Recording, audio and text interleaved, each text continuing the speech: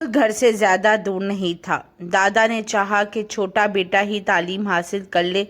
बड़े दोनों ने तो खेती बाड़ी में मगन रहते थे। यूं अब्बा से उन्होंने उम्मीदें वाबस्ता कर ली, लेकिन उन्होंने पढ़ाई में दिलचस्पी ना ली। सिर्फ 7 जमातें पास की और मिडिल का इम्तिहान देकर स्कूल से भाग निकले। दादा ने बहुत सख्ती की कि तुमने स्कूल जाना है, कम से कम मैट्रिक तो कर लो। इस सख्ती का असर ये हुआ कि अब्बा बिगड़े हुए लड़कों की सोबत में उठने बैठने लगे। पहले सिगरेट और फिर चरस शुरू कर दी। इस सूरत हाल से घबरा कर दादा जान ने सोचा कि बेटी को शादी के बंधन में बांध देना चाहिए। शायद इस तरह हालात ठीक हो जाएं और आवारगी कम हो जाए। कुराए फाल मेरी वालदा बुशरा के नाम निकला और उनकी किस्मत मेरे अब्बा जान के साथ फूट गई। अम्मी ने 6 जमातें पास की थी, तब उनकी उम्र महज 16 बरस थी और वो दादा के भाई की बेटी थी। गांव के रिवाज के मुताबिक उन दोनों रिश्ते सिर्फ अपने ही ख़ानदान में होते थे, ख़वाह जोड़ हो के या बेजोड़। ये बात कोई अहमियत नहीं रखती थी। मेरे वालिद नसरुद्दीन गालिबन शादी की जिम्मेदारियों को कबूल नहीं करना चाहते थे। वो अपनी शादी से खुश नहीं थे। यूं वो सुधरने के बजाय और ज़्यादा बिगड़ गए। ये शादी उन्होंने अपने वालिद के दबाव में की थी, दिल से अपनी दुल्हन को कबूल ही नहीं किया था। पहले रोज़ से ही बेरुखी इख्तियार कर ली। वो बीवी को अहमियत नहीं देते थे, ना ही हंसकर बात करते थे। तभी उनकी शरीकें हया मगम रहती हैं। शादी से पहले वो खेतों में थोड़ा बहुत काम भी कर लिया करते थे, अब वो भी छोड़ दिया और हाथ पर हाथ धरे बैठे रहते। दादा जान समझे कि चंद दिन का मातम है, फिर सब ठीक हो जाएगा, बीवी से भी दिल लग जाएगा, मगर ऐसा ना हुआ। जूं जूं वक्त गुजरता गया और वो और सुस्त और काहिल होते गए। ज़्यादा वक्त पहलवानी, कबड्डी या अरबाजी में गुजार देते, या फिर चरस का कश लगाकर लंबी तान कर सो जाते। तमाम दिन दोस्तों में गुजार के आते तो घर में सबसे मुंह बना होता। बीवी कुछ कहने की कोशिश करती तो उन्हें बेभाव सुना देते। कभी हाथ भी उठ जाता। इस डर से बेचारी सांस घूंढ कर हमारी माँ जी रही थी। जब शोहर इज्जत ना करे, दुख सुख का ख्याल ना रखे, तो दूसरे भी उस औरत को इज्जत नहीं देते, ख़ुसूसन ससुराल वाले। हमारी माँ की भी अहमियत बस इतनी ही थी कि ससुराल में सब उनसे काम करवाते और उन्हें घर की बांदी समझते थे। वो खामोशी से काम करती, मुंह से एक लफ्ज़ ना निकालती। अल्लाह करीम ने साल के साल उनकी गोद में बच्चे भी डालना शुरू कर दिए, तो वो औलाद के बोझ तले दबती चली गई। जब तक दादा दादी हयात थे वो हमारा कुछ ख्याल कर लेते थे। उसके बाद माँ बिल्कुल बेआसरा हो गई, क्योंकि जिस औरत का शौहर साथ ना दे, उसकी औलाद दूसरों के रहमो करम पर ही पलती है, और दूसरों के टुकड़ों पे पलने वाली औलाद का जो हाल होता है वो वही हमारा भी होने लगा। माँ तमाम दिन घर और खेतों में काम करती, चारा काट के लाती, दूध धोती, मक्खन निकाल कर घी बनाती, जो हमारे चचा शहर जा आकर फ़रोख्त कर दिया करते। शहर में फ़रोख्त करने को अम्मी चटाइयाँ और चंगेरे तक बुनती थीं, ताकि खर्चा किसी और से मांगना ना पड़े। गंदम, दूध और सब्जियां वगैरह घर की होती, फिर भी कपड़े लत्ते, जूता, साबुन, तेल के लिए रकम दरकार होती। और हमारे बाप का ये हाल था कि वो चर्च का एक सिगरेट पीकर जाड़े की धूप में चारपाई पर चादर ओढ़ कर सो जाता, तो शाम को उठता। जब खाना तैयार हो जाने पर उसकी खुशबू उनकी नाक पर जाती, हमारी माँ इतनी मेहनत के बावजूद रकम जमा ना कर पाती। हमें ज़रूरत की अशिया के लिए आया और चाचा की तरफ देखना पड़ता था। हमारे वालिद को ये एहसास भी ना था कि उनके भाई के बच्चे स्कूल जाते हैं, अच्छा खाते पहनते हैं, और उनके अपने बच्चे स्कूल की वर्दी और किताबों को तरसते हैं। हम इसी तरह माँ की मेहनत पर जी रहे थे। इन दिनों मेरी उम्र से 12 बरस थी जब अम्मी टीबी में मुब्तला होकर इंतकाल कर गई। ان کو تو ہر غم سے نجات مل گئی، مگر ہمارے دکھ دگنے سے بھی بڑھ کر ہو گئے۔ امی کو ہر وقت ہلکا ہلکا بخار رہتا، خشک کھانسی رہتی، مگر انہیں شہر کے اسپتال لے جانے کے تردد سے ہر کوئی بچتا رہا، یہاں تک کہ بیماری نے مکڑی کے جالے کی طرح ان کے وجود کو جکڑ لیا۔ آخر دم میں انہیں ہسپتال لے جایا گیا، مگر اس ناتو پنجر میں اب بچا ہی کیا تھا۔ تب بھی سب ملال کر رہے تھے، مگر اب پچھتائے کیا ہو جب چڑیا چگ گئی کھیت۔ ہم 4 بچوں کو روتا دیکھ کر ابا بھی ہاتھ ملنے لگے کہ بچوں کو سنبھالنے والی، دن رات ان کی خدمت کرنے والی آنن فانن اس دنیا سے رخصت ہو گئی تھی، اور ساری ذمہ داری ابا پر آ پڑی۔ تب والد صاحب زندگی میں پہلی بار واقعی پریشان دکھائی دینے لگے۔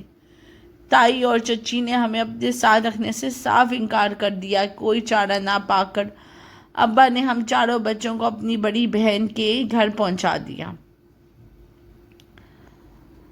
اب سب نے انہیں یہ مشورہ دیا کہ دوبارہ گھر بسا لیں، ورنہ بچے یوں ہی دربدر رہیں گے۔ یہی مشورہ پھپھو نے بھی دیا، کیونکہ ان کے بس میں نہیں تھا کہ 4 بچوں کی پرورش کریں، جبکہ ان کے اپنے بھی 6 بچے تھے۔ کبھی پھپھو ہم سے پیار کرتی ہیں تو کبھی مار بھی دیتی تھی۔ اتنے سارے بچوں نے مل کر انہیں پاگل کر رکھا تھا۔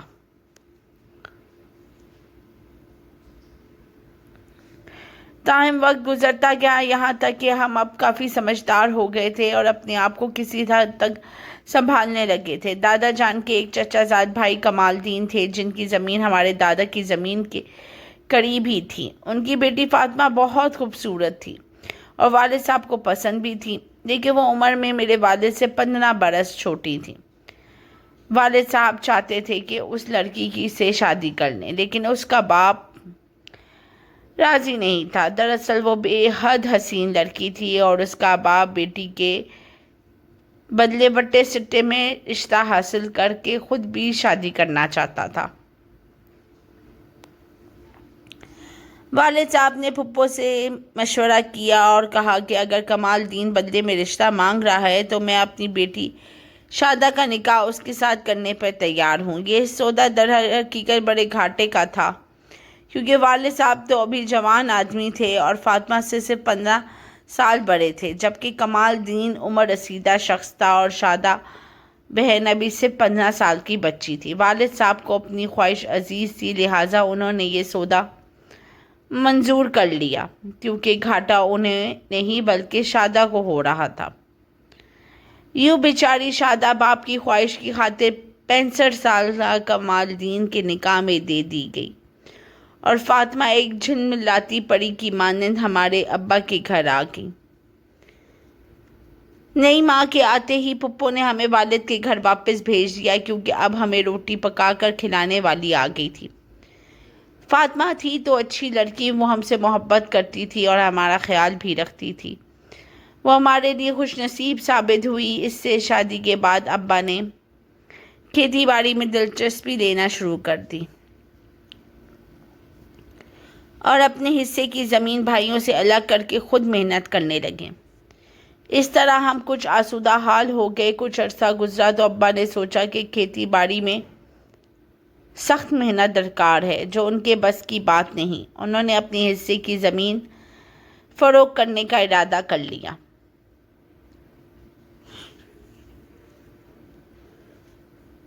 جب تایا اور چچا کو یہ بات معلوم ہوئی تو وہ ابا کو روکنے آئے اور کہنے لگے کہ زمین سے ہی عزت ہے، یہ روزی روٹی کا مستقل ذریعہ ہے، اگر اس کو بیچ دیا تو تم کنگال ہو جاؤ گے، نہ تم پڑھے لکھے ہو، نہ نوکری ملے گی، آخر کرو گے کیا؟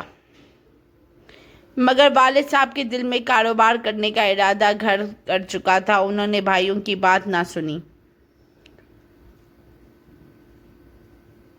تب بھائیوں نے سوچا کہ ابا کے حصے کی زمین خود ہی خرید لیں گے اور رقم دے کر زمین اپنے نام کروا لیں گے۔ والد صاحب کو جب وہ رقم ملی تو وہ سوچ میں پڑ گئے کہ اب کیا کرنا چاہیے۔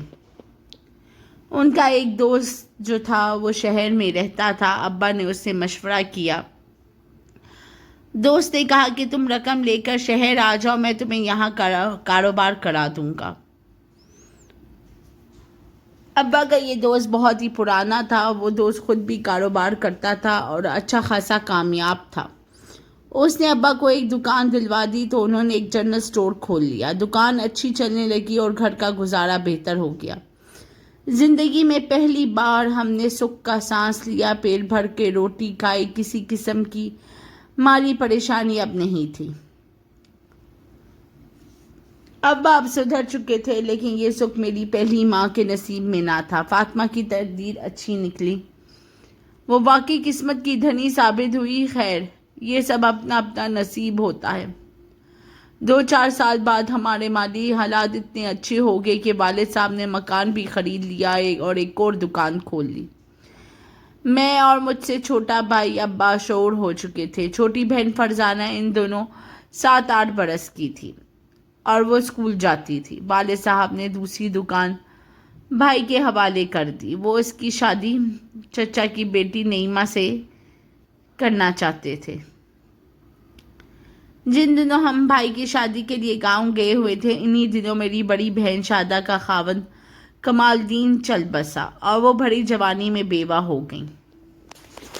یہ دکھ بڑا بھاری تھا اور اس سے بھی بڑھ کر دکھ کی بات یہ تھی کہ آپا کے جیٹھ جو کمال الدین سے بھی 2-4 سال بڑے تھے اب اپنی بیوہ بھاوج یعنی آپا شادہ سے شادی کے خواہش مند تھے. ان کی منطق یہ تھی کہ ہم نے فاطمہ کے بدلے شادہ کو لیا تھا. فاطمہ واپس کر دو اور شادہ کو لے جاؤ ورنہ تمہاری لڑکی کو جیٹھ سے شادی کرنا ہوگی.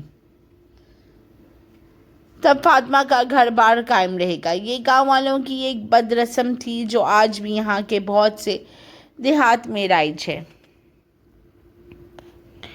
اب بیچاری شادہ پریشان تھی کہ پہلی ہی زندگی کے چند نوخیز سال ایک بوڑھے کے ساتھ گزار چکی تھی. اب دوسرے کی بیوی بننے پر ہرگز آمادہ نہ تھی. فاطمہ کو اس کے تایا نے کہلوایا کہ اگر شادہ مجھ سے نکاح ثانی پر راضی نہیں تو تم نصر الدین کا گھر چھوڑ کر آ جاؤ. جب تم آؤ گی تو ہم عدالت سے تمہارے نکاح کی تنسیخ کروا لیں گے. آپا شادہ روتی ہوئی میرے بھائی کے پاس آئیں اور فریاد کی کہ میرے بھائی تم ہی کچھ کرو اور مجھے ان بڑوں سے نجات دلواؤ ورنہ مجھے کنویں میں دھکا دے دو. ادھر فاطمہ پریشان تھی. وہ نہ میکے جانا چاہتی تھی اور نہ ہی عدالت سے خلا لینا چاہتی تھی. بھائی بغیر والد کو بتائے شادہ کے جیٹھ کے پاس گیا اور کہا کہ وہ اپنی بیوہ بہن کو لینے آیا ہے کیونکہ اس کے اولاد بھی نہیں ہوئی لہٰذا اب اس کا سسرال میں رہنے کا جواز ہی نہیں بنتا ہے.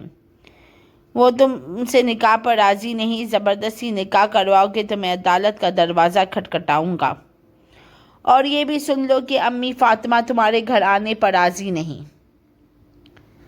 وہ اپنے باپ یا گھر جاننے والی عورت نہیں ہے. وہ عدالت جا سکتی ہیں. اس سے تمہاری نہ صرف عزت مجروح ہوگی بلکہ مقدمہ پہ روپیہ بھی ضائع ہوگا.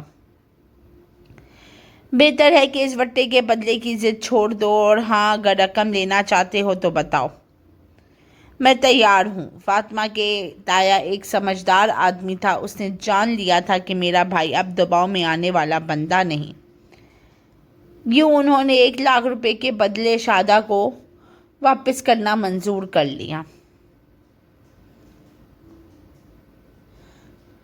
بھائی نے رقم ادا کر دی اور اپنی بہن کو گھر لے آیا. بھائی نے یہ کام ابا سے مشورہ کیے بغیر کیا تھا کیونکہ وہ جانتا تھا کہ 1 لاکھ دے کر بیٹی واپس میکے لانے پر ابا راضی نہ ہوگا.